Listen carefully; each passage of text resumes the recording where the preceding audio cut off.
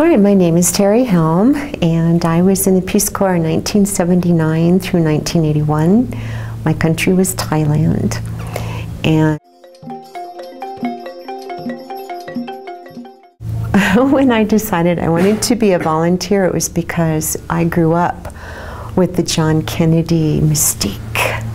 And I had always thought that the Peace Corps would be the most incredible experience a person could have. Well, in 1979, I was 31 years old. I was teaching.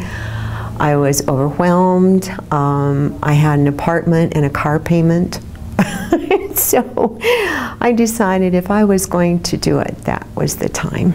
I had no ties. I had no reason to stay. And when I filled out my application, I was living in the Denver, Colorado area at the time. I filled out my application and sent it in. This was like December. And they called me immediately and said, "We can send you to Yemen in 2 weeks." I didn't even know where Yemen was. And I said, well, let me think about that. And what would my job be? And they said, we'll send you the job description. Well, it came 2 days later. It was like 20 pages long.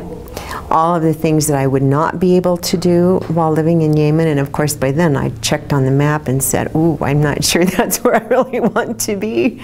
So I called them back and said, I don't think that's a good plan. So sure enough, a few weeks later, another phone call. What do you think about Thailand? Oh, well, the King of Siam, the King and I. Oh, yes, not a problem. 2-page job description.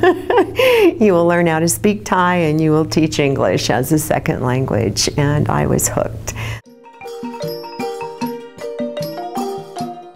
I left the U.S. on St. Patrick's Day in a snowstorm and landed in Hong Kong first, and then we spent the night there and then on to Bangkok the next day.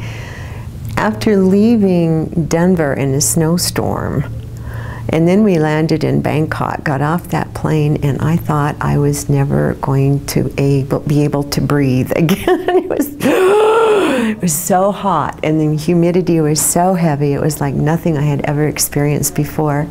There were 33 of us in the group, and I think we all looked at each other and said, oh, what have we done? What have we done? Well, a month later, we were acclimated and never even thought another thing about it. Coming home was difficult because then I had to readjust to cold and snow and dryness, so I learned. Our first experience in country was in Bangkok, and older Peace Corps volunteers were there who were getting ready to come home, and so their job was to orient us to the city and to the whole idea of Peace Corps and getting used to Thai food before we were sent out for 8 weeks of training, because the whole idea of Peace Corps is that you know everything you can possibly know about the culture. You be able to speak the language on a reasonable level before you're sent out to your job. So our first night in country, these smart alecks take us to a Thai restaurant. We walk in and it's you know, kind of a hole in the wall. There are rolls of toilet paper sitting on the table. We're thinking, what is the toilet paper for? Well, the oldsters ordered the meal, and Thai food is traditionally extraordinarily hot, and you can ask for different levels. Well, we didn't speak the language yet, so we didn't know that they were ordering the hottest chilies on record. And, you know, I grew up in Colorado with Mexican food and chilies, but this was hot food. And so within instants, we knew exactly what that toilet paper was to wipe your eyes and your nose, because we were all just so messed up from the chilies. But they thought that was great fun. Then the other next experience was to make sure that we knew how to use a Thai toilet, which was not part of the training that we were given in the States before we left. And these older Peace Corps volunteers, of course, were having a ball with us. So, okay, if anyone needs to go to the restroom, it's out there and back, and just be careful.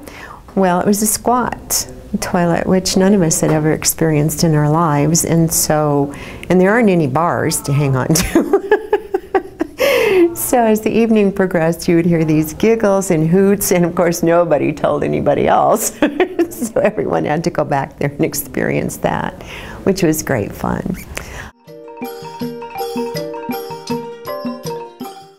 8 weeks of training in a very tiny village was the next step. Nakorn, I can't even remember, but I think it was Nakorn Pathom, where we spent the first 8 weeks, and hardly anyone in the village spoke English, so it was chosen for that reason. We were very isolated, very remote, and we attended Thai classes 8 to 10 hours a day, and plus the culture that we were being taught. And as American women, we had to learn that strapless dresses and short-sleeve dresses were not allowed. That is mai supap, which means not proper in Thai. There are many things that are mai supap. You have to be very careful. So we learned very well how to dress and how to act properly and how to relate with men, especially in the Thai culture, because the perception, I think, of American women especially is that we are wild and free. So we had to practice the demeanor of the proper Thai woman, even though we were Americans. So it was really an interesting coalescence that we had to work on.